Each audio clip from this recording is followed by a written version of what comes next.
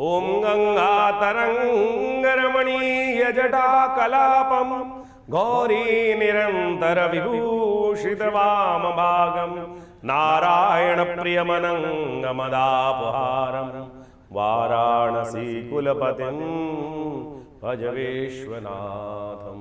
सर्वमंगलमांगल्ये शिवे सर्वार्थसाधिके शरण्ये त्र्यंबके गौरी नारायणी नमोस्तुते। नमस्कार, स्वागत है आपका आचार्यवाणी में। मैं आचार्य डॉक्टर विक्रमादित्य आपके साथ हूँ। आज का विषय हमारा है कि मेष राशि वालों के लिए जो मई का अंतिम भाग है वो किस प्रकार का जाने वाला है, क्या कुछ ग्रहों के योग बनने वाले हैं। ऐसे में बहुत सारे ग्रहों का परिवर्तन, शुक्र और बृहस्पति का तो योग बन ही रहा है, लेकिन साथ साथ बुध भी वहाँ पदार्पण करने वाले हैं। कई सारे ग्रहों का विचित्र योग बनने वाला है। भारतीय ज्योतिष के अनुसार से देखा जाए तो मई के अंतिम दिनों का समय आपके लिए अच्छा प्रगति देने का योग बना सकता है, लेकिन मिश्रित से प्रभाव रहता दिखाई दे रहा है। कई रुके हुए कार्य गति पकड़ सकते हैं, परंतु सावधान रहना। जल्दबाजी का काम शैतान का होता है, जल्दबाजी के काम से बचने की आवश्यकता है।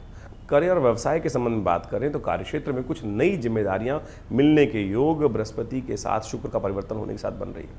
वरिष्ठ अधिकारियों के साथ सहयोग प्राप्त होने के योग बन सकते हैं, लेकिन ध्यान रखना क्रोध और अहंकार में आपके जीवन में इस वक्त नुकसान होने के योग बन सकते हैं। इच्छाधारी योग है आपकी राशि में इस वक्त। सोच समझ के कार्य करने का प्रयास करें। व्यापार में पुराने ग्राहकों से लाभ मिलने के संकेत मिलते दिखाई दे रहे हैं।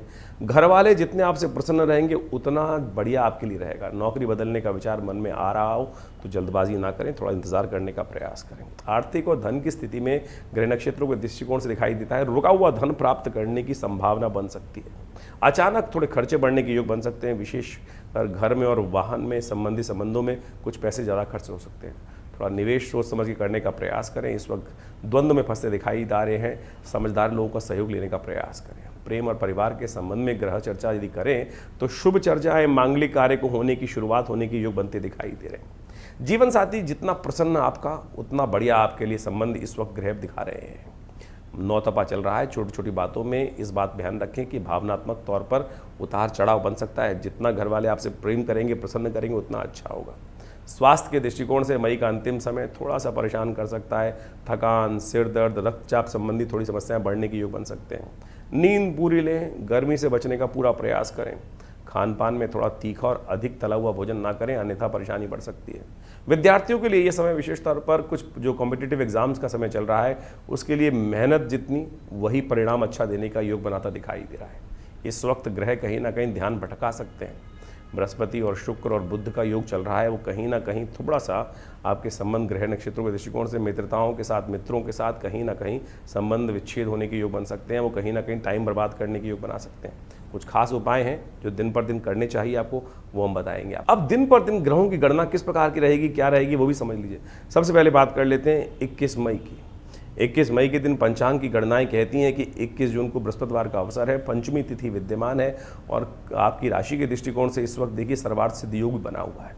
बहुत आवश्यकता हो तो कुछ नया कार्य आरंभ करना हो तो नई कुछ कार्य को दायित्व लेना हो तो करने के लिए भी दिन अच्छा बनता दिखाई दे रहा है। ग्रह गणना के अनुसार से देखें तो चंद्रमा इस दिन स्वग्रही होकर आपकी राशि के दृष्टिकोण से अच्छा योग बनाते दिखाई दे रहे हैं, लेकिन स्वास्थ्य के लिए समय थोड़ा भारी दिखाई देता है, इसलिए बहुत ज़्यादा ओवर एक्सर्शन करने से आपको बचना चाहिए। इस वक्त आपकी राशि के दृष्टिकोण से एक बड़ा सुंदर योग बना हुआ है जो आपके लिए थोड़ा शांत रह के काम करोगे, अपने घर वालों को प्रसन्न रखोगे, उनको जितना ज़्यादा प्रसन्न रखते हुए कार्य करोगे, उनके अनुसार से कार्य करोगे तो सबका सहयोग मिलेगा और किस्मत जगाने की स्थिति आपके लिए उपस्थित हो सकती है।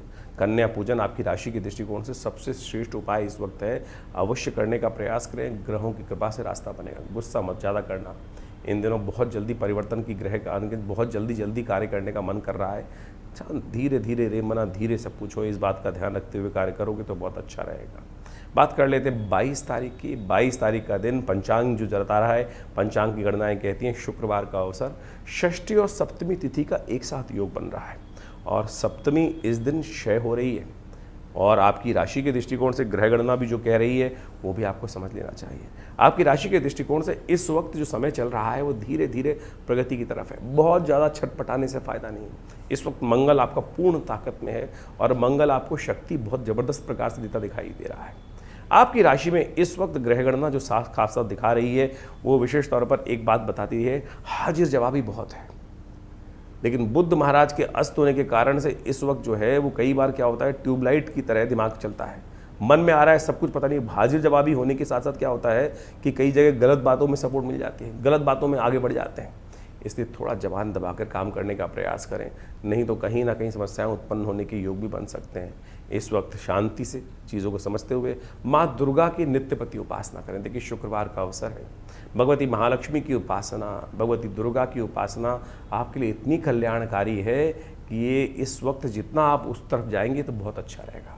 माँ भगवती लक्ष्मी को प्रसन्न करने के लिए हो सके तो इस दिन श्री सूक्त का पाठ कर लीजिए, करवा लीजिए। ओम ह्रीं महालक्ष्मी नमः इस मंत्र का जप कर लीजिए, देखिए कल्याण का योग बनेगा। ईश्वर की कृपा से इस वक्त मेष राशि वालों के लिए कई ग्रह बहुत सुंदर योग बना रहे हैं। मंगल, बृहस्पति, शुक्र, बुध, सूर्य, एक तरह से लाइन से देखा जाए तो ये सारे ग्रह कहीं ना कहीं आपके लिए कल्याणकारी योग बनाकर बैठे हुए हैं। नई दोस्ती, ऐसा भी हो सकता है कि बहुत जगह से आपको सपोर्ट मिलने को तैयार बैठी हुई है, लेकिन आप थोड़े से इस वक्त कहीं ना कहीं जो है आलस में थोड़ा सा डिले कर रहे हैं चीज़ों को। आप डिले मत कीजिए, थोड़ा सा अलर्ट होकर काम करने का प्रयास करें, धीरे करें लेकिन अलर्ट हो जाइए। तुरंत जो सोच रहे हैं उन पर कार्य करके दिखाने का प्रयास कीजिए, तभी आपके लिए अच्छा होगा। नए कार्य करने के लिए दिन अच्छा नहीं है क्योंकि शैद तिथि है, इस बात का ध्यान रखते हुए कार्य करना चाहिए। 23 तारीख का दिन शनिवार का योग बन रहा है, अष्टमी तिथि है और आपकी राशि के दृष्टिकोण से समझ लेना चाहिए आपको ग्रहों का योग क्या कुछ करने जा रहा है। परिवर्तन की तरफ गैर भागते दिखाई दे रहे हैं। आपकी राशि के दृष्टिकोण से इस वक्त विजय का योग बनकर बहुत बढ़िया से तैयार हो गया है। जी हाँ, विजय का योग बहुत बढ़िया से बनकर तैयार है। इस वक्त ग्रह गणना आपके लिए खास तौर पर ये दिखा रही है कि जहाँ भी हाथ डालोगे वहाँ विजय की आकांक्षा कहीं ना कहीं मन में जो है वो बहुत बढ़िया तरह से प्राप्त होने के योग बनती दिखाई दे। लेकिन थोड़ा खर्चा बढ़ सकता है, इस बात का ध्यान रखना। थोड़ा खर्चे बढ़ाते हुए ना काम करें, इस बात का और ध्यान रखते हुए कार्य करें। देखिए इन दिनों शनि महाराज जो है ना आपकी राशि के दृष्टिकोण से 7.5 का पहला योग बनाते दिखाई दे रहे हैं। 7.5 का पहला जो फेज़ है, पहला चरण जो है आपकी राशि में इस वक्त चल रहा है। परिपक्व काल शनि का महाराज आ चुका है, मध्य काल आ चुका है शनि का इस वक्त। इसलिए शनि को मनाना बहुत ज़रूरी है। आमतौर पर हम शनि को मना नहीं पाते हैं। शनि को मनाने के लिए यथाउचित, अभी शनि जयंती भी गई, बहुत सारे लोगों ने उसके अनेक उपाय किए होंगे। बहुत सारे अनेक उपाय शास्त्र में वर्णित हैं, उन सब को करने से कहीं ना कहीं लाभ प्राप्त होता है। लेकिन शनि को मनाना आपकी राशि के दृष्टिकोण से बहुत ज़रूरी है। इस वक्त पुरुषोत्तम मास चल रहा है, तो आपकी राशि के दृष्टिकोण से हमें दिखाई देता है कि आपको अवश्य कुछ ना कुछ कार्य करना चाहिए। सबसे श्रेष्ठ रहेगा आपकी राशि के दृष्टिकोण से आप एक छाया पात्र में एक छाया पात्र ले लीजिए, उस छाया पात्र में थोड़ा सा तेल ले लीजिए और उस तेल में अपना थोड़ा चेहरा देखिए और उसके बाद किसी गरीब व्यक्ति को वो तेल दान कर दीजिए, कहीं रखाइए, किसी मंदिर में छोड़ाइए। ये करना आपकी राशि में इस वक्त पुरुषोत्तम मास में सबसे श्रेष्ठ रहेगा। और ध्यान रखिए, ये पुरुषोत्तम मास शनि को मनाने के लिए सबसे श्रेष्ठ माना गया है। हर कार्य हो जाता है और अनेक उपाय शास्त्र में वर्णित हैं, वो भी आप समझ लीजिए। मेष राशि वालों के लिए 24 तारीख के दिन ग्रह गणना जो दिखा रही है वो भी समझ लीजिए। रविवार का अवसर है, नौमी तिथि विद्यमान है और रवि नाम का सुंदर सुयोग बना हुआ है। और ऐसे में आपकी राशि के दृष्टिकोण से जिन भी कर्मों में कामों में आप अपने कर्म को पूरी निष्ठा के साथ करने का प्रयास करोगे, शास्त्र कहता है, ज्योतिषी गणनाएं कह रही हैं कि उसमें विजय मिलने के चांसेस पूरे दिखाई देते हैं। यानी आपके समय का आपको सदुपयोग करते हुए कार्य करने का प्रयास करना चाहिए। इस वक्त बहुत सारे लोग ऐसे हैं जो आपका साथ देने को तैयार है, लेकिन आपकी नज़रें जो है ना वो जैसा चाहोगे वैसा प्राप्त कर सकते हो। लेकिन इस वक्त यदि टाइम बर्बाद हुआ, गलत चक्करों में लगे रहे या मन में नेगेटिव सोचते रहे तो नेगेटिव होने के योग बन जाएंगे। इस वक्त सूर्य बुध के साथ बुध आदित्य योग बनाकर इतनी सुंदर स्थिति में बैठे हुए हैं कि आपके समस्त मनोकामनाएं पूर्ण करने का योग बना रहे। रविवार का अवसर है, कोशिश ये करें भगवान सूर्य को अवश्य प्रसन्न करने का प्रयास करें, उनको अर्घ देने का प्रयास करें। इस वक्त सूर्य को जितनी ताकत दोगे, सूर्य की जितनी ऊर्जा ग्रहण करने का प्रयास करोगे, उतना आपके लिए अच्छा योग बनकर तैयार होती दिखाई दे रही हैं। अगले दिन से यानी इसके अगले दिन 25 तारीख से नव तपा शुरू हो रहा है। सूर्य अपनी पूर्ण ताकत में रहते दिखाई दे रहे हैं और सूर्य इस वक्त आपकी राशि में बुध के साथ बैठकर इस प्रकार का योग बना रहे हैं कि मनोवांछित इच्छा पूर्ण करने के योग बना सकते हैं। इसलिए सुबह सूर्य उदय से पहले उठने का प्रयास करें। ये खास तौर पर 9 दिन जो आने वाले हैं, 25 जुलाई से लेकर 25 मई से लेकर 2 जून तक का समय जो है ये बहुत श्रेष्ठ आपके लिए जा सकता है। इस समय आप कोशिश करें नित्य प्रति भगवान सूर्य के उदय होने से पहले उठें, उनको नित्य प्रति उदित होते हुए सूर्य को जल देने का प्रयास कीजिए। देखिए ग्रह आपकी राशि के दृष्टिकोण से समय बड़ा श्रेष्ठ दिखाते दिखाई दे रहे हैं। बहुत सारे अद्भुत सहयोग आपको प्राप्त होने की स्थिति प्राप्त होती दिखाई दे रही है। इस समय का सदुपयोग अवश्य करने का प्रयास करें, कल्याण होगा। वहीं 25 तारीख का दिन ग्रह गणना के अनुसार से मेष राशि वालों के लिए कैसे ज़्यादा दिखाई दे रहा है वो भी जान लीजिए। सोमवार का अवसर है और उस दिन दशमी तिथि है। ये दशमी तिथि बहुत श्रेष्ठ योग लेकर आई है आपकी राशि के दृष्टिकोण से, जो विशेष तौर पर ग्रहों की गणना के अनुसार से आपके लिए जो योग बना रहा है वो अद्भुत विजय प्राप्ति करने का संकेत देता दिखाई दे रहा है। इस समय का पूर्ण लाभ आपको लेते हुए कार्य करने का प्रयास करना चाहिए, लेकिन ध्यान रखना स्वास्थ्य के दृष्टिकोण से ये समय काफ़ी हल्का दिखाई देता है। अननेसेसरी खर्चे बढ़ने के योग बन सकते हैं छोटी छोटी बातों में। अन्य जहाँ खर्चा हो रहा हो, जहाँ स्वास्थ्य के मामले में ओवर एग्जर्शन हो, बहुत ज़्यादा भागदौड़ी करनी पड़ रही हो, उससे बचने का प्रयास कीजिएगा। गलत लोगों की भावना में ना आए। इस वक्त थोड़ा सा समय ऐसा दिखाई देता है कि शत्रु पक्ष अननेसेसरी आपके रोग दोष इत्यादि जो है वो थोड़े आपके लिए ग्रहों के दृष्टिकोण से भारी पड़ते दिखाई दे रहे हैं। चावल का दान करें, हो सके तो गंगा जल से स्नान करने का प्रयास करें, क्योंकि गंगा दशहरा है इस दिन। शास्त्र में कहा गया है कि गंगा दशहरे के दिन जितना पितरों के निमित्त तर्पण इत्यादि कर सकते हैं वो आपके लिए बड़ा कल्याणकारी रहेगा। हो सके तो भोजन बनाकर एक थाली अपने पितरों के निमित्त से या तो गऊ को या ब्राह्मण को अवश्य खिलाने का प्रयास करें, तर्पण करने का प्रयास करें।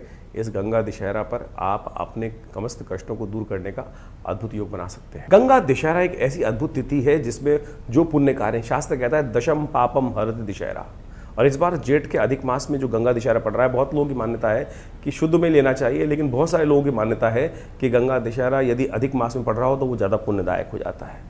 इसलिए आपको दो योग पड़ रहे हैं, दोनों का पुण्य लेने का प्रयास करें। गंगा दशहरा, गंगा दशमी यानी जेठ के महीने में जो शुक्ल पक्ष की दशमी होती है उसको गंगा दशहरा कहा जाता है। हिंदुओं में सनातन में महापर्व कहा जाता है कि गंगा जो स्वर्ग से इसी दिन पृथ्वी पर अवतरण हुआ था और इसीलिए गंगा दशहरा कहा जाता है। दशम पापम, गंगा का अवतरण हुआ दशों पापों को हरने के लिए। 10 प्रकार के मानसिक, वाचिक, शारीरिक समस्त प्रकार के जो कष्ट हैं उससे निवृत्ति का योग बन जाता है।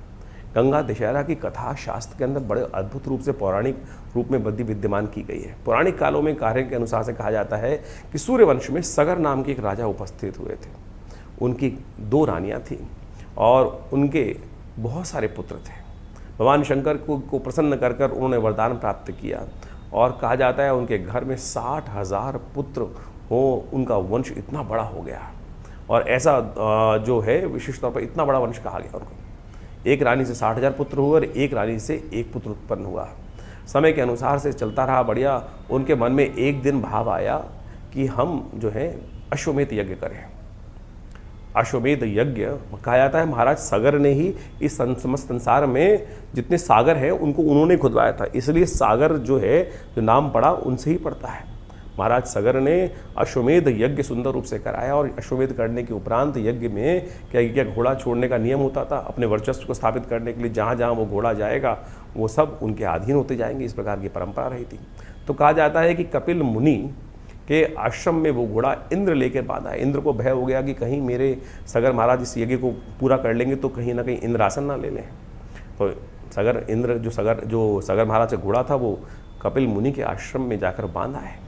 कहा जाता है सगर के पुत्र को घोड़े को ढूंढते ढूंढते जब महाराज कपिल मुनि के आश्रम में पहुंचे, कपिल मुनि साधना में विराजमान थे, साधना में आंख बंद करके बैठे हुए थे। उन्होंने देखा सगर के पुत्रों ने कि घोड़ा यहाँ बंधा हुआ है। उन्होंने सगर जो विशिष्ट कपिल मुनि का अपमान करना शुरू कर दिया। कपिल मुनि साक्षात भगवान विष्णु के अवतार माने जाते हैं और जैसे ही उनका नेत्र खुला वो सारे के सारे 60,000 पुत्र वहीं जो है भस्म बन गए। ये अभिमान का प्रतीक था। सब देखिए कि कैसे जो जब इतना बड़ा राजवंश हो जाता है तो कहीं ना कहीं अभिमान भी हो जाता है। और उसके बाद उन समस्त पुत्रों को कपिल मुनि के जो तीसरा नेत्र खुलने से भस्म हो गए।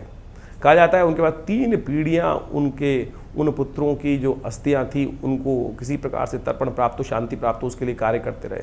तो जो सुंदर आशीर्वाद प्राप्त हुआ, कपिल मुनि जब जागे साधना से तो उन्होंने सगर महाराज पर कृपा करके बताया कि गंगा का अवतरण करो। गंगा के स्पर्श से ही ये जो है इन 60,000 पुत्रों की जो है मुक्ति होने का योग बन सकता है।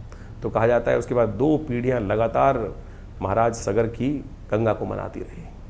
तब महाराज भगीरथ उपस्थित हुए उनके बाद और महाराज भगीरथ ने उन भगवान विष्णु की सुंदर उपासना करी और भगवान विष्णु की सुंदर उपासना कर कर उन्होंने गंगा को मांगा।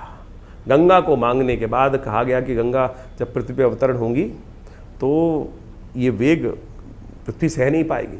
तो भगवान शिव की उपासना कर कर उन्होंने शिव को प्रसन्न किया। शिव ने उस गंगा को अपनी जटा में स्थान दिया है तो वो जिस उस दिन वो जब पृथ्वी पर अवतरण हुआ है, उस दिन को खास तौर पर यही कहा जाता है कि वो दिवस जो है वो गंगा दशहरा का दिवस है। और उस दिन से पृथ्वी को लेकर महाराज जो है, पृथ्वी पर लाने के बाद महाराज जो भगीरथ है वो आगे आगे चले हैं। और कहा जाता है गंगा दशहरा से के अवतरण होने के बाद जो मकर पर जो सूर्य जब आते हैं, मकर संक्रांति जब होती है, तब वो ऋषि कपिल मुनि के आश्रम पर लेकर उनको पहुंचते हैं गंगा सागर में, जहाँ पाताल में गंगा जी पहुंचती है। तब जाकर उस दिन उन सागर के 60,000 पुत्रों की मुक्ति का सुंदर रास्ता बना। तो ये ऐसी अद्भुत दशम पापम हर, दशों पापों को हरने का सुंदर सुयोग बनता है। इस दिन गंगा जल में स्नान कर लेना चाहिए, दान पुण्य इत्यादि जब ज़्यादा से ज़्यादा करने का प्रयास करना चाहिए। पितरों की निवृत्ति के लिए इस दिन बढ़िया। देखो, एक तो पुरुषोत्तम मास चल रहा है, गंगा दशहरा, उसके बाद दशमी का योग बन गया है, जेठ मास के शुक्ल पक्ष की दशमी का, अधिक मास का शुभ योग बन रहा है। तो ऐसे में कोशिश करें अपने पितरों के निमित्त, पता नहीं कौन कौन कहाँ से तृप्त है, जो अतृप्त आत्माएं हो सकती हैं, उन सब के निमित्त तर्पण इत्यादि करने का प्रयास करें, जल छोड़ने का प्रयास करें, जो पिंडदान इत्यादि करने का प्रयास करें। गंगा जल में समर्पित भाव से हो सके तो जितना हो सके गंगा में स्नान करने का बड़ा महत्व कहा गया है। देखिए, आप अपने समस्त दशम पापम हरति शास्त्र कहता है, कैसे होंगे निवृत्त? हाथ में गंगा जल में जाके उसमें एक बार डुबकी लगाकर छोड़ दीजिए भगवती के समक्ष अपने आप को। अरे बस तुझ पे समर्पित भगवती। क्या है गंगा? गंगा भगवान विष्णु के चरण का जल है। कहा जाता है कि वो चरणों के से जो जब वामन अवतार के समय में भगवान विष्णु का जो चरण ब्रह्मलोक पहुंचा था, तो ऋषि ने महाराज ने, ब्रह्मा जी ने उस जल को धोकर अपने कमंडल में रख लिया था। उन चरण को धोने के बाद वही गंगा जी हैं साक्षात। तो इस दिन जब पृथ्वी पर अवतरण हुआ है उनका, तो ऐसे सुंदर अवसर पर उनमें स्नान करें, अपना पुण्य करें, दान करें, गायत्री जप करें। कोई भी वर्ण का व्यक्ति हो, वो सबको अधिकार है इस प्रकार से अपने पितरों के निमित्त जो कर्तव्य हो सकता है वो अवश्य करने का प्रयास करें। देखिएगा, कल्याण का योग बनेगा। ये दशम पापम हरति दशहरा जो योग है, इसका अवश्य लाभ लेने का प्रयास कीजिए, अपने पुण्यों को जगाने का प्रयास कीजिए। और क्या होता है, हमसे रोज़ कहीं ना कहीं पाप होते रहते हैं, और ये गंगा दशहरे का सुंदर योग जो बना है, कोशिश करें इस दिन अवश्य गंगा जी का स्नान। अगर नहीं जा पा रहे हैं तो क्या करें, कैसे करें? देखिए, उसके लिए रास्ता है बहुत सुंदर। आप सबके घर में गंगा जल होगा, गंगा जल लेकर थोड़ा सा अपने पानी में मिला लीजिए और उस जल को सुंदर रूप से उसी से स्नान कर लीजिए। कुछ भ्रांति है लोगों के मनोमस्तिष्क में। कई लोगों ने अधकचरे ज्ञान के कारण से इस बात को उत्पन्न कर दिया है कि गंगा जल है। विशिष्ट तौर पर गंगा जल में आप किसी पानी मिला दोगे तो पूर्ण पानी गंगा जल हो जाएगा, इस बात में कोई दोष नहीं है। कुछ लोगों ने ऐसी भ्रांति फैला दी है कि गंगा जल में तो मिला देंगे किसी और जल में तो वो गंगा जल नहीं होगा, वो तो मदिरा के समान बन जाएगा। ये कहीं भी ऐसा कुछ नहीं लिखा है। कुछ लोगों ने ज़बरदस्ती भ्रांति उत्पन्न करने का प्रयास किया। हाँ, गंगा जल के संबंध में इस बात जरूर कही जाती है कि यदि किसी की अंत्येष्टि के बाद आप अस्थियां विसर्जन करने के लिए उस गंगा जल को घर में ले आते हैं, आमतौर पर लोग विसर्जन करने के बाद, वो गंगा जल नहीं रखना चाहिए घर में। अस्थि विसर्जन के टाइम पर जो गिराकर जो गंगा जल घर में लेकर आते हैं, वो गंगा जल 13वीं के बाद आपको बहा देना चाहिए, उसको नहीं रखना चाहिए। वो गंगा जल उसलिए कहा जाता है कि अंत्येष्टि के बाद जो बचा हुआ गंगा जल जो है, जो उस जगह उस समय गंगा जल स्नान करने गए हैं और वो घर में ले आए, तो वो नहीं रखना चाहिए। बाकी समस्त पुण्य समय पे गया हुआ लाया हुआ घर में गंगा जल बरसों बरसों तक उपयोग कर सकते हैं। और शुद्ध रूप से आप समझें, आप घर के पानी को 4 दिन 10 दिन एक बोतल में रख के रख दीजिए, कीड़े पड़ जाएंगे।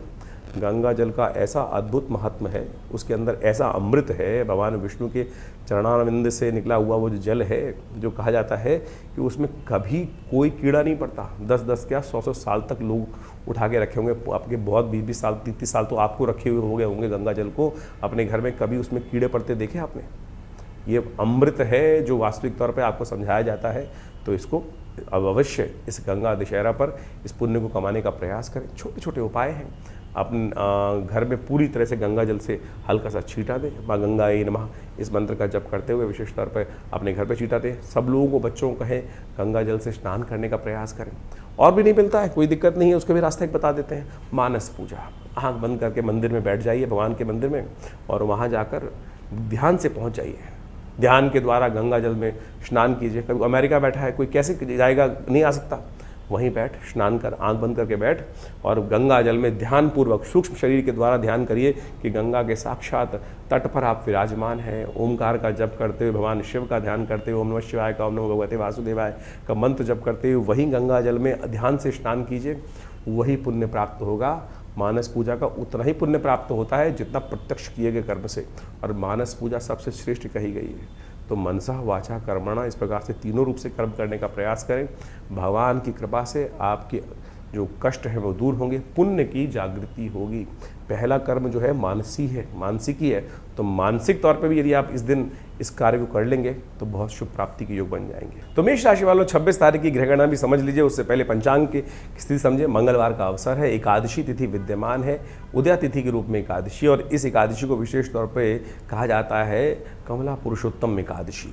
वैसे तो एकादशी का पुण्य दिल्ली के पंचांग के अनुसार से देखें तो अगले दिन रहेगा, क्योंकि जब वृद्धावस्था में 2 दिन एकादशी पड़ गई इस बार। अगले दिन 3 घड़ी के आसपास की एकादशी है, जो अगले दिन सूर्योदय के रूप में विद्यमान रहेगी और बड़ी श्रेष्ठ होती है कि द्वादशी युक्त यदि एकादशी पड़ रही हो तो बड़ी श्रेष्ठ मानी जाती है। दिल्ली के पंचांग के अनुसार से अगले दिन वो एकादशी, लेकिन एकादशी इस दिन भी है। तो जो व्रत इत्यादि रखना चाहते हैं अपनी अपनी मान्यताओं के अनुसार से, वैष्णव संप्रदाय में बहुत सारे अलग अलग परंपराएं हैं, उनके अनुसार से आप मान सकते हैं। तो जो श्रेष्ठ है वो द्वादशी युक्त एकादशी है, वो बुधवार को पड़ेगी। ग्रह गणना के अनुसार से समझें तो क्या श्रेष्ठ रहेगा, उस दिन बुध महाराज उदय हो रहे हैं, और ये बुध का उदय होना आपकी राशि के दृष्टिकोण से पूर्ण बुध आदित्य योग बनाकर तैयार कर रहा है, और ये कई प्रकार से आपके लिए लाभ की स्थिति को उत्पन्न करता दिखाई दे रहा है। आपकी योग्यता के अनुसार से इस समय जिस चीज़ में भी हाथ डालोगे ऐसा योग बन रहा है कि मिट्टी जो है वो भी सोने में परिवर्तित हो जाए, इस प्रकार की स्थिति बन सकती है। लेकिन ध्यान रखना, स्वास्थ्य के मामले में दिन अभी भी थोड़े भारी चलते दिखाई दे रहे हैं। स्वास्थ्य के मामले में थोड़ा ध्यान रखते हुए कार्य करें, स्वास्थ्य के लिए अनुरूप समय नहीं दिखाई देता है। इस दिन एकादशी भी है, कोशिशें करें चावल का सेवन न करें, आपकी राशि के दृष्टिकोण से अच्छा रहेगा। और साथ साथ इस दिन एक और योग बन गया है, एकादशी और चौथा बुढ़वा मंगल।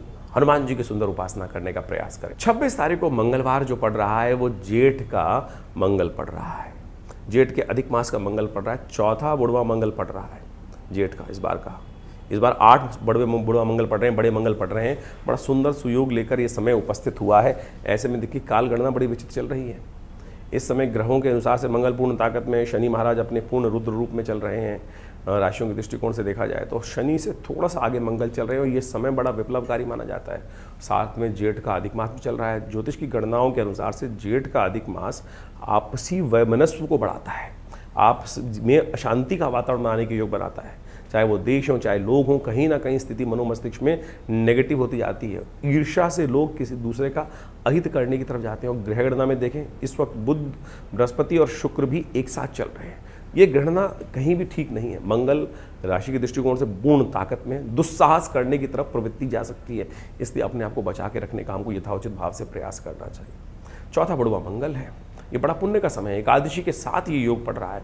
एकादशी अधिक मास की एकादशी, पुरुषोत्तम मास की एकादशी, और उसकी एकादशी को कहा जाता है जिसको कमला पुरुषोत्तम एकादशी। भगवती महालक्ष्मी को देने वाली, भगवान विष्णु की उपासना करने से लक्ष्मी और विष्णु दोनों रूप में आपके जीवन में कृपा करने के योग बना सकते हैं। और बुढ़वा मंगल का अपने आप में महत्व ऐसा है, बड़े मंगल का, कहा जाता है भगवान राम के युग में सबसे पहले हनुमान जी ने उस समय पहली बार उस जीवन में कहा जाता है भगवान के दर्शन किए थे, और अपने आप को बड़ा धन्य माना था कि भगवान के दर्शन करके सौभाग्य को प्राप्त करने के योग बना से। तो आप भी इस समय हनुमान जी को, इस कलिकाल में तो सबसे बढ़िया क्या है, कलिकाल जो है चल रहा है, कलयुग जो चल रहा है, संधि काल चल रहा है कलयुग का, और ये पुरुषोत्तम मास भी संधि काल ही है। ऐसे में संधि काल में कहा जाता है जो भी कर्म करोगे उसका कई गुना 100 गुना अधिक प्रभाव होता है। 2 संधि काल चल रहे हैं, कलयुग भी चल रहा है, कलयुग का संधि काल चल रहा है, और इस वक्त पुरुषोत्तम मास भी आ गया है। तो दोनों संधि काल है और उसमें बुढ़वा मंगल का योग पड़ गया है। तो कोशिश ये करें हनुमान जी को प्रसन्न करने के लिए जितना उपाय करने का प्रयास करोगे उतना अच्छा होगा। भगवान विष्णु का स्तवन करें, ओम नमो भगवते वासुदेवाय। जब ओम नमो नारायण है, भगवान विष्णु को पंचोपचार, षोडशोपचार, पंचामृत से स्नान कराकर उनका चरणामृत ग्रहण करने का प्रयास करें। साथ साथ हनुमान जी का सुंदर स्तवन। देखिए हनुमान जी कौन है? हनुमान जी भगवान राम, भगवान के एक तरह से कहा जाता है उन्होंने अपना पुत्र स्वीकार किया उनको, और पूर्ण कृपा जिसको हो सकती है, भगवती ने स्वयं अजर अमर होने का आशीर्वाद दिया। अजर अमर गुरु सो तो हो कहा गया, और उसके बाद जब भगवती ने आशीर्वाद दे दिया, सुंदरकांड में वर्णन मिलता है, तो भगवान ने भी उनको पुत्र कह के संबोधित कर दिया। तो आप समझें कि ऐसा सुंदर सुयोग है, और आप समझें कि आप पुत्र की यश गाथा गाओगे तो पिता अपने आप प्रसन्न होकर किसी पिता के समक्ष, माता पिता के समक्ष जाकर उनके बच्चे के संबंध में कहो इतना बढ़िया बच्चा है, ऐसा है, इसने इतना यश काम किया, इतना ऐसा किया, तो पिता का जो सीना होता है माता पिता का सीना डबल हो जाता है। अरे मेरे पुत्र की यश गाथा हो रही है, मेरे संतान की यश गाथा हो रही है। तो इस सुंदर सुयोग में देखिए सुंदरकांड का पाठ कीजिए, हनुमान चालीसा का पाठ कीजिए, हनुमान जी प्रसन्न हो जाएंगे और क्या होगा, आशीर्वाद सुंदर प्रदान करने का सुयोग बनाएंगे। बहुत छोटे छोटे मार्ग हैं, इसको लाभ उठाने का प्रयास करना चाहिए। और बुढ़वा मंगल का तो अपने आप में ऐसा महत्व है कि जिसने भी, जिस भी पंथ के, जिस भी संप्रदाय के व्यक्ति ने जब इनका पाठ किया है, कहा जाता है कि यवन रानी थी, मुस्लिम रानी थी, उसकी श्रद्धा हनुमान जी में हो गई और उन्होंने उस बुढ़वा मंगल पर विशेष तौर पर बड़ी भगवत हनुमान जी की प्रसाद, पूजन, सवामनी सब भोग लगवाने का प्रयास किया। बड़ी श्रद्धा से उनका मंदिर बना के उनका पूजन किया, उनकी मनोकामना पूर्ण कर दी हनुमान जी ने। तो अवध के नरेश के यहाँ की ये, अवध के नवाब की ये कथा है और ये सत्य माने बहुत सुंदर रूप से है। हनुमान जी कोई भेद नहीं करते किसी के लिए भी। हनुमान जी के लिए तो ये देखिए सब पंथ हैं अलग अलग और अल्टीमेटली तो सब एक ही हैं, इसमें कोई फ़र्क ही नहीं है इस बात का। लोग कुछ मौलाना, कुछ लोग और सब लोग गंधी इत्यादि सब लोग कहीं ना कहीं जो है वो भेद करने का प्रयास करते हैं, लेकिन परमात्मा के लिए तो कोई भेद नहीं है। जो जीव है इस संसार में वो सब कल्याण का मार्ग प्रशस्त कर सकते हो। तो आप भी इस दिन सुंदर रूप से हनुमान जी का पाठ, सुंदरकांड का पाठ, हमने विवेकानंद योगाश्रम में इस दिन विशेष तौर पर सुंदरकांड का पाठ रखा है, सवामनी का भोग रखा है, हनुमान जी के नवग्रह शांति महायज्ञ का सुंदर आयोजन किया है, पुरुषोत्तम मास में भगवान विष्णु का यज्ञ रखा है। तो आप सब उसमें सम्मिलित हुए, माँ भगवान हनुमान जी की कृपा से कष्ट दूर होने के सुंदर सुयोग बन जाएंगे। और साथ साथ हमने उस दिन एक व्यवस्था करी है कि हनुमान जी का ये सुंदर धागा आप सब धारण कर सकते हैं, अवश्य अपने कष्टों को दूर करने के लिए। हनुमान जी कृपा रक्षा कवच धारण करने का प्रयास करते हैं ना, तो आप हनुमान जी का ये रक्षा कवच सुंदर रूप से जो आश्रम में प्रतिष्ठित किया गया है वो सब अपने घर में धारण करने का प्रयास। सत्य माने इस वक्त मंगल बड़े विचित्र दौर में चल रहा है। मंगल इस वक्त कहीं ना कहीं दुस्साहस करा सकता है। जिन लोगों की कुंडली में मंगल शनि के साथ बैठा हुआ है या शनि से दृष्ट है या नीच का होकर बैठा हुआ है या कहीं ना कहीं पाप ग्रहों से युक्त है, तो वो ऐसे इस समय में मंगल के अशुभ योग में चलते हुए क्या कर सकते हैं, दुस्साहस कर सकते हैं और कहीं ना कहीं दुस्साहस भारी पड़ सकता है। इस वक्त नव तपा चल रहा है और ऐसे में अग्निकांड का भयंकर योग है, वो कहीं ना कहीं दुर्घटना करा सकता है। और जिनकी 7.5 ढैया चल रही है उनको तो खासतौर पे सावधान रहना चाहिए। तो ये हनुमान जी का सिद्ध धागा धारण कर कर आप तमाम प्रकार से इससे रक्षा प्राप्त करने का सुंदर सुयोग बना सकते हैं। तो अवश्य हनुमान जी का सिद्ध रक्षा धागा धारण करने का प्रयास कीजिए और उससे आपके बहुत से कष्ट दूर होने के अद्भुत योग बन जाएंगे कि जो शुद्ध रूप से आप कार्य करेंगे, कल्याण होगा। आप भी आइए विवेकानंद योगाश्रम में इस कार्यक्रम में, जो इस पूरे के पूरे जो मंगल पड़ेंगे इस जेठ के महीने में, करीब 4 मंगल और रह जाएंगे, उनमें भी होगा, सुंदर रूप से चल रहा है। और सब लोग आकर यहाँ भगवान हनुमान जी की जो विवेकानंद योगाश्रम में सिद्ध मनोकामना सिद्धि मंदिर में हनुमान जी की सिद्ध मूर्ति है, जिसको आचार्य केशव देव जी ने स्वयं अपने हाथों से प्रतिष्ठित किया, तो आप आइए उनके दर्शन कर कर उनका लाभ लीजिए, चोला चढ़ाइए, हनुमान की भगवान की कृपा से आपके कष्ट दूर हो। मेष राशि वालों, 27 तारीख का दिन ग्रह गणना के अनुसार से बहुत विशेष योग लेकर आता दिखाई दे रहा है। उस दिन बुधवार का अवसर है, एकादशी तिथि थोड़ी देर के लिए विद्यमान रहेगी और कमला पुरुषोत्तम एकादशी का सुंदर सुयोग बना हुआ है, द्वादशी युक्त एकादशी है। इस दिन ग्रहों का परिवर्तन भी होने का योग बन रहा है, आपकी राशि में कीर्ति योग बनकर तैयार होगा, लेकिन दिन थोड़ा हल्का जाता दिखाई दे रहा है। स्वास्थ्य के मामले में जो भी कार्य करें थोड़ा सावधानी के साथ करने का प्रयास करें, अननेसेसरी के भार सिर पर न लेने का प्रयास करें। बहुत ज़्यादा एग्जर्शन कहीं ना कहीं स्वास्थ्य के मामले में थोड़ा दिक्कत होने के योग बन सकते हैं, इसलिए हो सके तो इस दिन चावल का दान करने का प्रयास करें। भगवान विष्णु का पूजन करते हुए, स्वास्थ्य के लिए ध्यान करते हुए, देखिए बुधवार के दिन एकादशी का सुंदर सुयोग बन रहा है। क्या करें, भगवान विष्णु के मंदिर में जाकर थोड़ा सा उनको पंचामृत अर्पित करने का प्रयास करें। भगवान की कृपा से क्या होगा कि अनिष्टों को दूर करने के लिए उनका चरणामृत ग्रहण करेंगे तो एक शास्त्र मंत्र बोला जाता है, अकाल मृत्युहरणम सर्वव्याधि विनाशनम विष्णु पादोत्कम पित्वा पुनर्जन्म न विद्यते।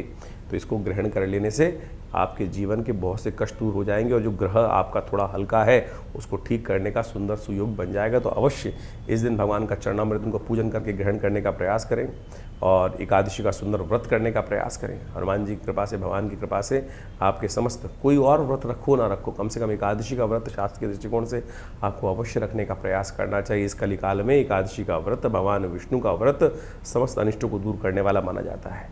28 तारीख का दिन बृहस्पतिवार की ग्रह गणना के अनुसार से योग बन रहा है, द्वादशी तिथि इस दिन विद्यमान है और सुंदर प्रदोष का, गुरु प्रदोष का योग बनता दिखाई दे रहा है।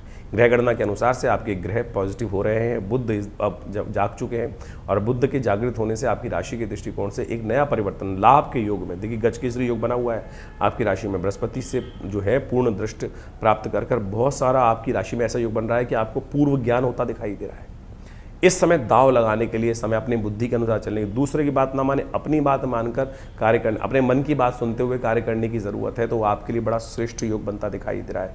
इस समय का आपको पूरी श्रद्धा से लाभ लेने का प्रयास करें। महालक्ष्मी की सुंदर उपासना करोगे ना तो कृपा से कहीं ना कहीं लक्ष्मी के, बृहस्पति बहुत तेज गति से परिवर्तन की तरफ जा रहे हैं और इस वक्त आपकी राशि के दृष्टिकोण से लाभ का योग अच्छे से बनता दिखाई दे रहा है। हाँ, आपकी राशि में यदि जन्मपत्री में कहीं ना कहीं बुध की अच्छी स्थिति नहीं है तब आपको थोड़ा ध्यान रखना चाहिए। बुध यदि आपकी कुंडली में बहुत बढ़िया है, ग्रह गोचर के अनुसार से इस वक्त बुध उदय होकर सूर्य के साथ आदित्य योग बना रहे हैं, तो ये कहीं ना कहीं शेयर मार्केट से भी आपको लाभ देने के योग बना सकते हैं। और आपकी कुंडली में यदि बुध खराब स्थिति में बैठे हुए हैं तब आपको नुकसान होने का योग बन सकता है। तो अब आप ये गणना स्वयं कर लीजिए या किसी अच्छे ज्योतिषी से दिखा के करने का प्रयास करें। प्रदोष है इस दिन, गुरु प्रदोष का योग बन रहा है। सही ज्ञान प्राप्त करने के लिए इस दिन भगवान विष्णु, भगवान शंकर की सुंदर उपासना समस्त अनिष्टों को दूर करेगी।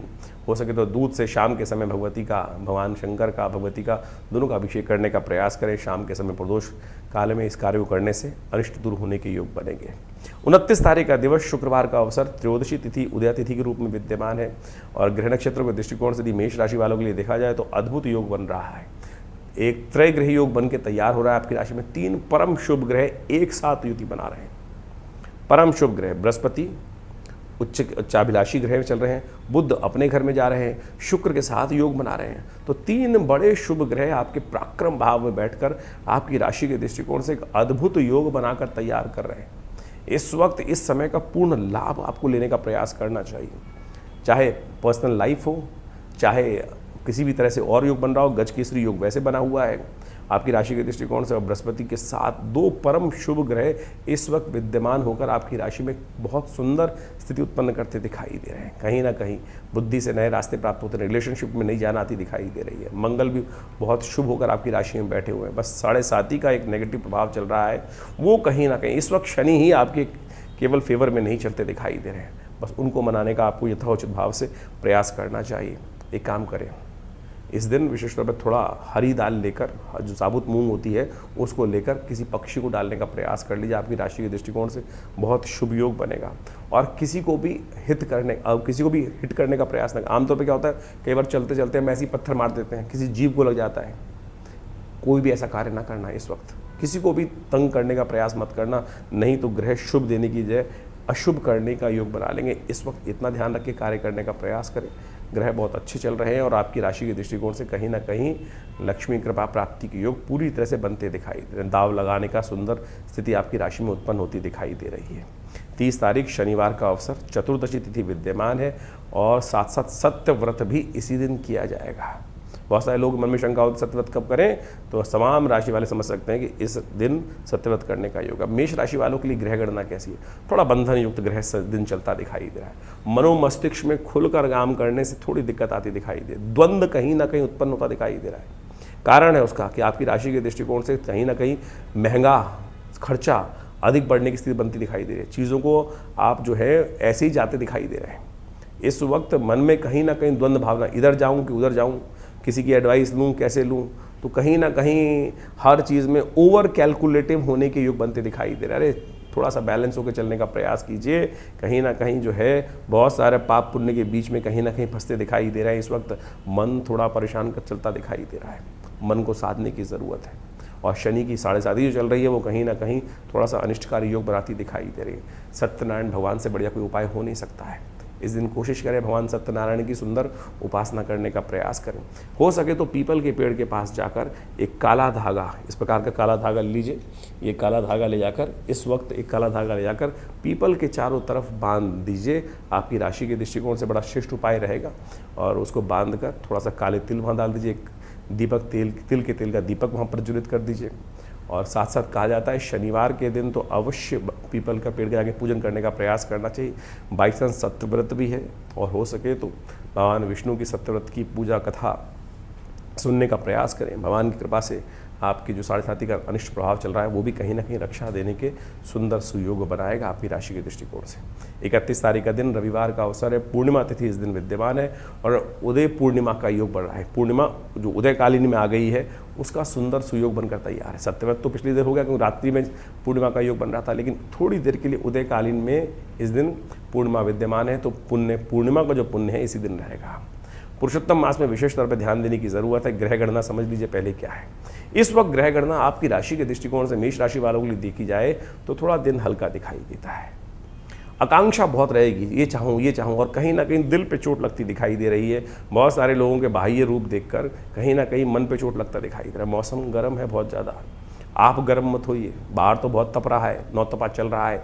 कहीं ना कहीं आपके मनोमस्तिष्क में इस वक्त जो अंदर ही अंदर है वो टेम्परेचर अननेसेसरी बढ़ता दिखाई दे रहा है। रोष कहीं ना कहीं बढ़ता दिखाई दे रहा है। जो पर्सनल लाइफ चल रही है वो कहीं ना कहीं छोटी छोटी बातों से रिपल्सिव हो रही है, दुख दे के योग बनाती दिखाई, चाहे वो दोस्त हो, चाहे वो मित्र हो, चाहे वो परिवार के जन हो, वो कहीं ना कहीं उनकी छोटी छोटी बात अंदर तक हर्ट करती दिखाई दे रही है। ऐसा योग बनता दिखाई दे रहा है। चंद्रमा पूर्ण है आपकी राशि के दृष्टिकोण से, इस वक्त थोड़ा सा उपाय करने का प्रयास करें।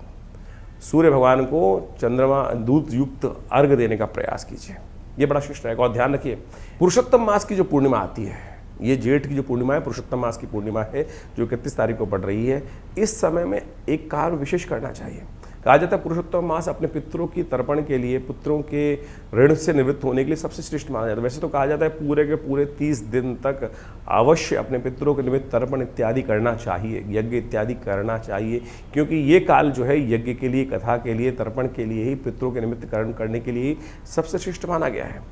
तो इस समय में हो सके तो जितना तीर्थाटन करें, हो सके तो जितना अपने पितरों के निमित्त तर्पण इत्यादि करें, तो ये पूर्णिमा के दिन अवश्य ब्राह्मण भोजन कराएं, गऊ के निमित्त ग्रास निकालें। ये समस्त कार्य जो हो सकते हैं वो अवश्य गायत्री का कम से कम 108 बार जप कर लीजिए, और हो सके तो गऊ ग्रास अवश्य निकालने का प्रयास कीजिए। यदि आप कहीं विदेश में रहते हैं, बहुत सारी ऐसी जगहों शहरों में रहते हैं, आपके पास व्यवस्था नहीं है, तो विवेकानंद योगाश्रम में इन समस्त कार्यों के लिए पूर्ण व्यवस्था है। आप अपने पितरों के निमित्त अब कैसे लगाएं कि पितृ, कई बार समझता है लोगों को क्या होता है कि कई बार ये कष्ट हो जाता है कि हम जान नहीं पा रहे हमारे पितृ तृप्त हैं कि नहीं है। चाहे पितृ तृप्त हों, चाहे आपको लगे चाहे ना लगे, एक बात है, पहले तो ये मान लीजिए अवश्य 3 पीढ़ी तक हर व्यक्ति को अपने पितरों के निमित्त तर्पण, भोजन दान, गऊ के निमित्त कुछ निवृत्त कार्य अवश्य करने चाहिए, जो शास्त्र में वर्णित ये अवश्य है। यदि बार बार कोई पितृ आपके सपनों में आ रहे हैं, कोई मित्रगण आपका जो चला गया है, कोई रिलेटिव है, बार बार सपनों में आपको दिखाई देता है, उसकी याद बार बार आती है, तो कहीं ना कहीं वो अपेक्षा कर रहा है कि हमारे लिए हो सकता है परिवार में, उनके घर में, किसी के लिए भी कर सकते हैं आप। जरूरी नहीं कि अपने पितरों के निमित्त अपने परिवार के लोगों के लिए ही तर्पण करना चाहिए। अरे मित्र इत्यादि दूर का कोई संबंधी है, हम ऋषियों के लिए तर्पण करते हैं कि नहीं करते, हम विभिन्न देवताओं के लिए तर्पण करते हैं, तो मित्र इत्यादि, रिश्तेदार इत्यादि सबके लिए आप कुछ ना कुछ कर सकते हैं। जली तो छोड़ना है, ये अवश्य छोड़ने का प्रयास कीजिए। और यदि आपका काम, घर में शादी नहीं हो पा रही है, बहुत बार ऐसे कष्ट हो जाते हैं कि सब कुछ ठीक होते हुए, धन संपदा होते हुए भी घर में बच्चों की शादी नहीं हो पा रही है, पूरी मेहनत करते हुए भी कहीं ना कहीं ऐसा होता है कि कहीं ना कहीं इंडस्ट्री में, व्यवसाय में दिक्कत आ रखी है, सब कुछ बढ़िया होते हुए भी, सेवा करते हुए भी आपको क्रेडिट नहीं मिल रहा है। कहीं ना कहीं घर में कलेश ही कलेश चलते रहते हैं, हर कोई मन मुटाव करके बैठा हुआ है, सब कुछ सेवा करने के बाद भी तो हो सकता है कहीं ना पित्त संबंधी समस्या हो। तो उनके निमित्त अवश्य एक काम किया कीजिए, कुछ ना कुछ इस पुरुषोत्तम मास में उनके निमित्त तर्पण कर दीजिए, ब्रह्म भोजन करा दीजिए, गायत्री जप करा दीजिए। और विवेकानंद योगाश्रम में हमने पूर्ण व्यवस्था करी है कि आप सब अपने पितरों के निमित्त गायत्री जप इत्यादि सब कराने की व्यवस्था ले सकते हैं, लाभ ले सकते हैं, और पूरी तरह से आप इस कार्य को लाभ लेकर करने का प्रयास कीजिए। बहुत वर्षों बाद ये योग बना है जेठ के महीने में, ये ऐसे मत जाने दीजिए। पुरुषोत्तम मास का अद्भुत महात्म्य शास्त्र में बताया गया है, हम पूरी तरह से आपका उसका महात्म्य बताते हैं, सुनिए। ग्रहों की गणना अभी आपने समझी, तिथि के अनुसार से आपकी राशि के दृष्टिकोण से क्या कुछ फर्क पड़ रहा है, लेकिन उन सबके कष्टों को दूर करने के लिए अनेक उपाय शास्त्र में वर्णित है। लेकिन इस वक्त पुरुषोत्तम मास चल रहा है, ये भारतीय संस्कृति के अनुसार से एक समय की ऐसी कालगणना है कि जिसमें जो कार्य आप करोगे, दान, पुण्य, तप, व्रत, इसका 100 गुना अधिक प्रभाव होगा। यानी ये समय वास्तविक तौर पे समझ लीजिए अपने पुण्यों को एकत्र करने वाला है। जीवन में कष्ट क्यों आते हैं कि पुण्य घट जाते हैं। जीवन में यदि हमारे पुण्य अधिक मात्रा में हो तो समय कैसा भी खराब चल रहा हो हमें उसका पता ही नहीं चलता। ये ऐसे प्रत्यक्ष रूप से ज्योतिष गणनाओं के अनुसार से कहा गया है। और पुरुषोत्तम मास तो वो मास है जिसमें आध्यात्मिक उन्नति पुण्य को अर्जन करने के लिए जो भी कर्म किए जाते हैं उसका एक दुर्लभ अवसर माना गया है। और सरल विधि, बड़ी सरल विधि से भगवान कृष्ण की केवल उपासना कर ओम नमो भगवते वासुदेवाय, इस मंत्र का केवल जप करके ही आप अपने पुण्यों को अद्भुत रूप से बढ़ाने का अद्भुत कार्य कर सकते हैं। भगवान विष्णु का कैसे ही पूजन किया जाए? कहा जाता है कि इस मास में भगवान विष्णु को तुलसी दल अर्पित करने से, पूजा में भगवान को पीताम्बर अर्पित करने से, पीले पुष्प अर्पित करने से, चंदन, केला, पीली मिठाइयों का भोग उनको लगा देने से भगवान की प्रसन्नता अद्भुत रूप से प्राप्त हो जाती है। शास्त्र कहता है ना, पत्रम पुष्पम फलम तोयम यो में भक्ता प्रयच्छति। किसी प्रकार से भी आप अपनी श्रद्धा का समर्पण करने का प्रयास करें। श्रीमद् भागवत का यदि हो सके तो सप्ताह करने का प्रयास करें, गीता का पाठ करने का प्रयास करें, विष्णु सहस्त्रनाम का पाठ करने का प्रयास करें, रामायण का। ये वास्तविक तौर पे अपने पुण्यों को बढ़ाने के लिए। देखिए, एक बात समझ लीजिए, आए थे हरि भजन को ओटन लगे कपास। ज्योतिष को बहुत सारे लोग केवल शास्त्र शून्य, अध्यात्म शून्य मान लेते हैं। ज्योतिष में जो भी उपाय इत्यादि किए जाते हैं, परमात्मा का नाम ही एक ऐसा उपाय है कि जिससे समस्त कष्ट दूर हो जाते हैं। लेकिन आज हम लगे हैं चक्करों में, किस प्रकार से पता नहीं कौन कौन से उपाय, कोई उल्टा करवा रहा है, कोई सीधा करवा रहा है, कोई ये नदी में डलवा रहा है, कोई वो नदी में डलवा रहा है, कोई चलते पानी में डलवा रहा है, कोई कुछ कर रहा है। शास्त्र के अनुसार से आज कहा गया है ना कि केवल हरिनाम का स्मरण कर लो, समस्त कष्ट। ये जो ज्योतिष की गणनाएं हैं, ये तो केवल माध्यम है जानने का, जो एनालाइज करने का क्या समस्या चल रही है। निदान तो परमात्मा का नाम ही है और वही सरल रूप से हम ले नहीं पाते हैं। तो इस पुरुषोत्तम मास में कोशिश ये करें, अत्यधिक सेवा करने का प्रयास करें, दान पुण्य करने का प्रयास करें, अपनी क्षमता के अनुसार अन्नदान, दीपदान, तुलसी का पौधा इत्यादि भी लगा देंगे ना तो वो भी पुण्य को बढ़ा देगा। इसको करने का प्रयास, जरूरतमंदों में भोजन दान इत्यादि करने का प्रयास करें। दान बंद करने से, समझ लीजिए, दान बंद करने से किस्मत का ताला है ना वो बंद हो जाता है। इसलिए यथाउचित भाव से जो दान पुण्य करने का प्रयास करें। पता नहीं हमारे पूर्व जन्मों से कौन से कर्म ऐसे हैं जो हमारे साथ चलते चले आ रहे हैं, और पुण्य है तो वो कहीं ना कहीं हमारे को आगे बढ़ाए जा रहे हैं, और पुण्यों का अकाउंट कम है तो कष्ट एक के बाद एक कहीं ना कहीं परेशान करते चले जा रहे हैं। घर में एक तुलसी का पौधा इस महीने अवश्य लगाने का प्रयास करें। ये छोटा सा उपाय है, देखिएगा घर के वास्तु दोष दूर करने के लिए अद्भुत रूप से कष्ट दूर होने के योग बन जाएंगे। पूरे पुरुषोत्तम मास में, जैसे कार्तिक मास में पूजन किया जाता है ना, इसी प्रकार से स्नान कर कर एक दीप दान कर लीजिए। ये छोटा सा उपाय है। सत्य मान लीजिए, आपके पितृ संबंधी समस्या यदि कोई चल रही है, बहुत सारे लोग कहते हैं पितृण, पितृदोष, ये वो फलाना धमका, केवल इस मास में, पुरुषोत्तम मास में एक दीप दान शाम के समय नित्य प्रति जलती नदी में कर देंगे तो कहा जाता है वो आपके पितरों को भी तृप्त कर देगा। देखिए, एक बात और ध्यान रखें, इस पुरुषोत्तम मास में बहुत से कार्य वर्जित कहे गए हैं। विवाह, गृह प्रवेश, मुंडन, जनेऊ इत्यादि जो संस्कार इत्यादि हैं वो बिल्कुल वर्जित माने जाते हैं, उनको नहीं करना चाहिए। क्योंकि इस मास की गणना, ये मलमास माना जाता था पहले, लेकिन जब मलमास पद्म पुराण में बहुत अत्यधिक कथा ही, जब इसके अंदर जो शास्त्र में कहा गया है कि पुरुषोत्तम मास में किया गया कोई भी सत्कर्म कार्तिक मास के समान पुण्य होता है, तो कहा जाता है कि एक बार शास्त्र के दृष्टिकोण से कहा जाता है कि मलमास जिसका नाम पड़ा, जिसमें संक्रांति नहीं आती, यानी जिस मास के अंदर, जैसे आप मान के चलें चैत्र, वैशाख, जेठ, इस सब में एक संक्रांति आती है विशेष तौर पे, लेकिन जिस मास में 32 महीने 16 दिन बाद 4 घड़ी के एक अंतर से एक ऐसा समय आ जाता है कि जिसमें महीना जो है वो ऐसा खत्म हो जाता है कि संक्रांति बीच में पड़ती ही नहीं है। तो जब वही मलमास माना जाता है कि यानी मलमास पड़ गया, तो कहा जाता है कि एक बार भगवान बड़ा परेशान हुआ मलमास कि मुझको मलमास बना दिया गया है। तो भगवान कृष्ण के समक्ष, भगवान विष्णु के समक्ष पहुँचे मलमास कि महाराज, इस पूरे संसार में मुझे परित्यक्त कर दिया गया है, मुझे मल के रूप में जाना जाता है, अधिक मास के रूप में जाना जाता है। तब भगवान ने प्रसन्न होकर, भगवान तो बड़े करुणा निधान है, उन्होंने पुरुषोत्तम मास पे, इस मलमास पे कृपा करी और अपना नाम दे दिया और कहा इस मंथ मास में जो भी कोई हरिनाम का स्मरण करेगा, हरिनाम का संकीर्तन करेगा, उसके समस्त दोष दूर हो जाएंगे। ग्रह गणना तो आपने समझ ली, ये पुरुषोत्तम मास भी ग्रह गणना एक तरफ, परमात्मा का नाम एक तरफ। यदि परमात्मा का नाम स्मरण करके आप जो भी कार्य करेंगे तो आप सत्य माने कल्याण का सुमार्ग आपके जीवन में बन जाएगा। इसलिए शास्त्र के दृष्टिकोण से जो भी हो सके, और इस बार तो जेठ के महीने में ये मलमास पड़ा है, अधिक मास पड़ा है, पुरुषोत्तम मास पड़ा है, तो क्या करें, परमात्मा का स्मरण करने का प्रयास करें। और हम इस विशेष अवसर पर जितने भी मंगल पढ़ रहे हैं, हमने जेठ के इस महीने में विशेष तौर पर बड़ा मंगल माने जाते हैं। हमने विवेकानंद योगाश्रम में उन समस्त कष्टों को दूर करने के लिए विशेष कार्यक्रम रखे हैं। देखिए, एक बात माने भारतीय संस्कृति के अनुसार से हमारे ऋषि मुनियों के अद्भुत शोध है देवता की उपासना करना। उनमें भी इस कलिकाल में कहा जाता है कि भगवान हनुमान जी की सुंदर उपासना ऐसी है जो तत्क्षण फल देने वाली है। तत्क्षण, जी हाँ, दो उपासनाएं बताई गई हैं शास्त्र के दृष्टिकोण से। एक तो पितरों के निमित्त अवश्य जो कार्य करते हैं, एक तो आपके पितृ बड़े हितैषी होते हैं।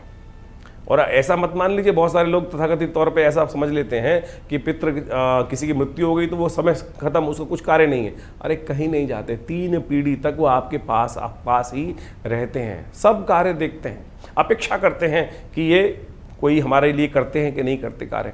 और सत्य माने ऐसी एक नहीं अद्भुत घटनाएं हैं जिसके माध्यम से ऐसा पता चलता है कि पितरों ने उन व्यक्ति के जीवन को तार दिया, कष्ट समस्त हर लिए।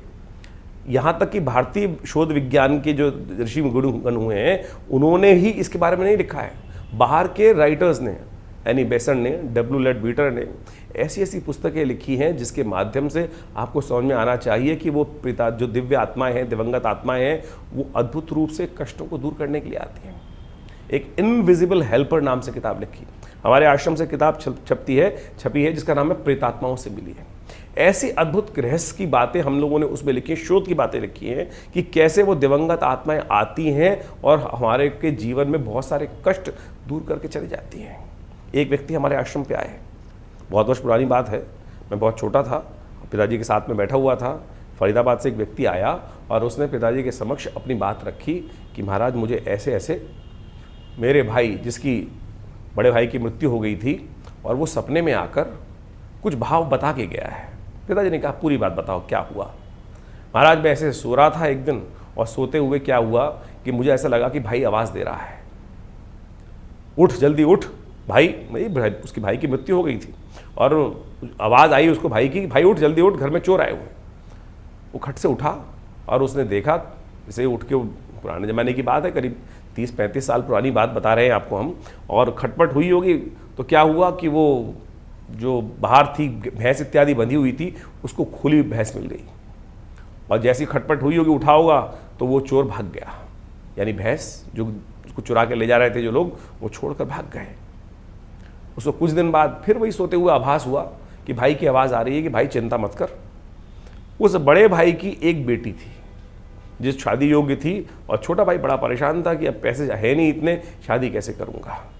और उसने पिताजी को आके बताया कि ऐसे ऐसे आभास हुआ है कि बड़े भाई ने मुझे कहा है सपने में आकर कि ये काम कर ले, इस काम में बहुत फ़ायदा होने वाला है, तो आगे जाकर इस काम में कर ले, और जो पैसे आए उसको शादी में लगा दिया। वो पूछ रहे आया पिताजी से हमारे कि भाई ऐसा काम, मुझे ऐसा आभास हुआ है, इसको करना चाहिए नहीं करना चाहिए।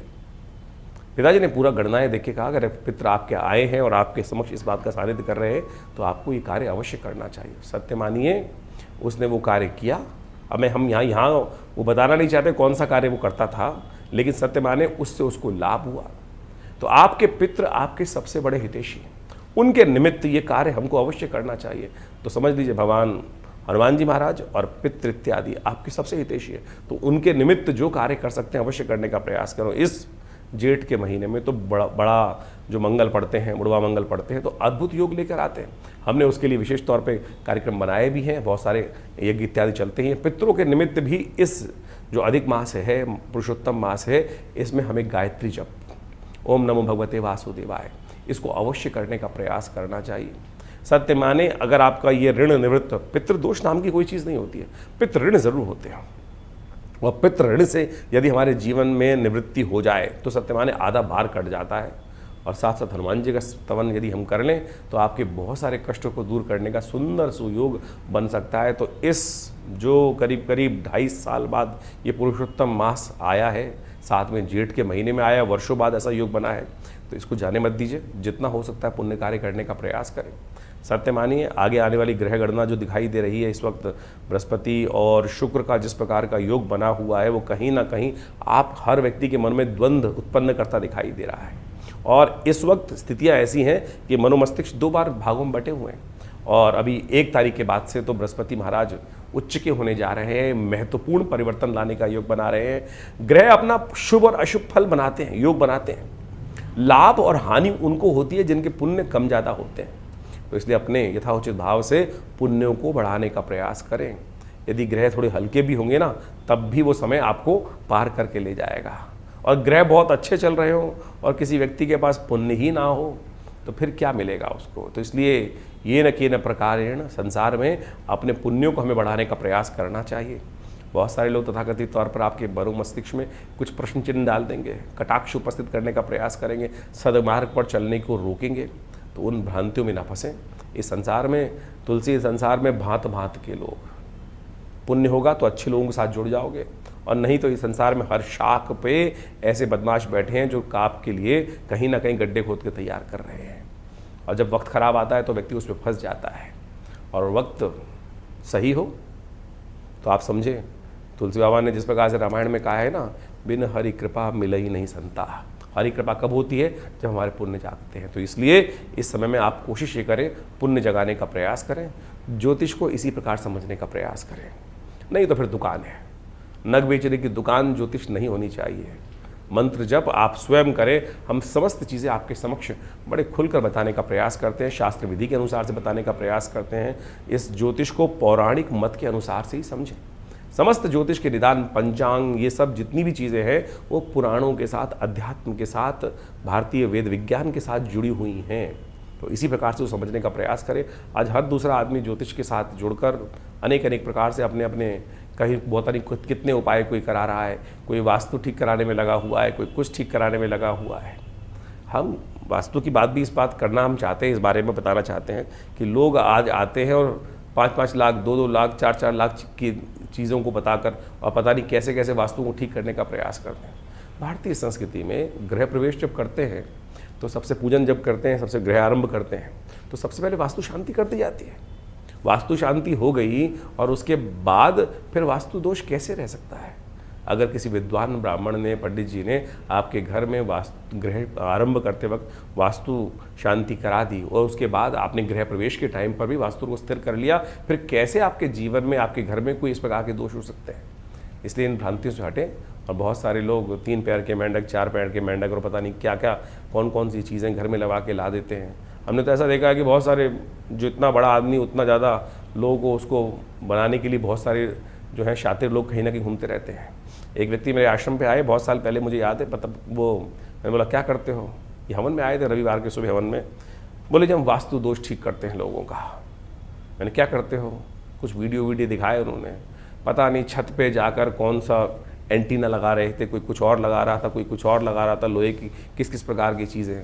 ये सब की सब चीज़ें जो हैं आपको कहीं ना कहीं भ्रांति में डालती हैं ज्योतिष के दृष्टिकोण से। तो वास्तु शांति करनी है तो गृह आरंभ के टाइम पे ठीक कर लो, घर में वास्तु पूजा करा लो, आपके ग्रह अपने आप ठीक होंगे। कभी कभी अपने घर में पूजा पाठ, यज्ञ इत्यादि करवाया कीजिए। नवग्रह शांति अपने जन्मदिन पे करा लो। आप जन्मदिन की पार्टी पे लोगों को बुला लेते हैं, उनमें से कई लोग ऐसे होते हैं कि जो बहुत आपसे पार्टी को देखकर बड़ी मन ईर्ष्या करते हैं, कुछ देके तो नहीं जाते, आपको नज़र जरूर लगा जाते हैं। और नज़र जब लग जाती है घर के अंदर तो सत्य माने फिर वो कितना ही पुण्य कर लो, कैसे कर लो, वो नज़र नहीं हटती है। हमने उसके लिए एक रास्ता निकाला। आप सत्य माने ये ज़बरदस्त चीज़ है। ये जो काला धागा है ना, ये काला धागा नज़र को दूर करने के लिए भगवान बटुक भैरव जी के मंत्र से सिद्ध करके जो धारण कर लेता है ना, छोटे बच्चे से देखिए नज़र कितनी ज़बरदस्त कार्य करती है। छोटा बच्चा सबसे ज़्यादा जो जितना सुंदर होगा, कोमल होगा, उस पर ज़्यादा नज़र लगेगी। छोटा बच्चा आमतौर पे देखा होगा कि रोए जा रहा है, रोए जा रहा है, रोए जा रहा है, और किसी बाहर व्यक्ति घूम घाम के आया, कैसे आया है, कोई आ गया घर के अंदर और उसने कहा अरे बड़ा सुंदर बच्चा है, बस लग गई नज़र, दूध पिए ना। छोटा सा टोटका है, मिट्टी उठाकर, हल्की सी पैर की मिट्टी उठाकर उस बच्चे के ऊपर से वार के फेंक दो, बच्चे की नज़र दूर हो जाएगी, बच्चा शांत हो जाएगा, सो जाएगा। प्रत्यक्ष रूप से एक नहीं हज़ारों बार हमने इस बात प्रयोग को करके देखा। ये काला धागा उसी श्रृंखला में आता है। कहा जाता है कि इसको भैरव जी के मंत्र से सिद्ध कर कर यदि आप धारण कर लें तो आपकी नज़र अद्भुत रूप से दूर होने की योग बन जाएगी। इसी प्रकार से मोरपंख भी बड़ी ज़बरदस्त चीज़ है। भगवान कृष्ण धारण करते हैं ना अपने सिर पर, नज़र लगती थी सबसे ज़्यादा, कुछ सुंदर थी। नज़र कब लगती है? जब सामने वाला एकाग्र चित्त भाव से कहता है आह क्या चीज़ है, कितना सुंदर है, बस समझ लीजिए नज़र लगने का योग बन गया। लेकिन शास्त्र के दृष्टिकोण से इसको भी समझाया गया है कि नज़र हर एक की नहीं लगती। किसकी नज़र नेगेटिव होती है? जिसने गलत प्रकार का भोजन किया हो, किसी भी प्रकार से गलत प्रकार का भोजन इत्यादि करने वाले व्यक्ति के साथ में बहुत सारी चीज़ें हैं, उस संबंध में यहाँ पर बताना ठीक नहीं रहेगा। शास्त्र के दृष्टिकोण से उन सब बातों को बताया गया है। वैसे एक बात मान लीजिए, किसी व्यक्ति ने कभी विष्ठा खाई हो, बाल्यकाल में बहुत सारे बच्चे गलती से विष्ठा खा लेते हैं, मलमूत्र अपना ही खा लिया, खा जाता है। शास्त्र के दृष्टिकोण से जिस व्यक्ति ने की नज़र किसकी खराब लगती है, किसी व्यक्ति ने बाल्यकाल में अपनी विष्ठा खा ली हो तो उस व्यक्ति की नज़र हमेशा लगेगी। इस बात का ध्यान रखना शास्त्र के दृष्टिकोण से। ये शास्त्र में, जो तंत्र शास्त्र के अंदर अनेक इस प्रकार की बातें बताई गई हैं और एक्सपीरियंस के द्वारा इस बात को ठीक किया जा सकता है कि कैसे हम पत्थर मारने वाले को नहीं रोक सकते हैं, हम लेकिन अपनी रक्षा कवच बना सकते हैं। तो एक काला धागा ही एक छोटी सी चीज़ है जिसको आप बांध लेंगे तो सत्य माने आपकी नज़र जो है वो नहीं लगेगी। तो इस प्रकार से बहुत छोटी छोटी चीज़ें हमने शास्त्र के दृष्टिकोण से बताई हैं, तो आप उन सब को समझें, करें, कृपा प्राप्त होगी। भगवान की कृपा से आपकी हमेशा रक्षा होगी। और विवेकानंद योगाश्रम में तो हमने बहुत सारे मंत्रों पर शोध किया, मंत्र विज्ञान के द्वारा बहुत सारे कार्य किए। नित्य प्रति 8 घंटे करीब यज्ञ होता है आश्रम पर, और आप सब लोग विभिन्न कार्यक्रमों में उस यज्ञ में आके बैठ सकते हैं।